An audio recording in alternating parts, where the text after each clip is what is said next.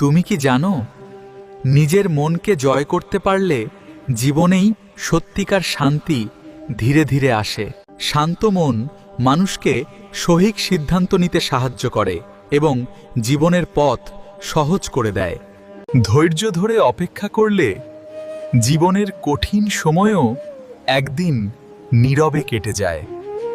নিঃস্বার্থ ভালোবাসা মানুষের হৃদয়কে শান্ত করে এবং সম্পর্ক দীর্ঘস্থায়ী করে।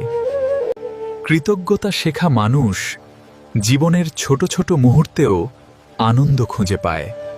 নিঃস্বার্থ ভালোবাসা মানুষের হৃদয়কে শান্ত করে এবং সম্পর্ক দীর্ঘস্থায়ী করে।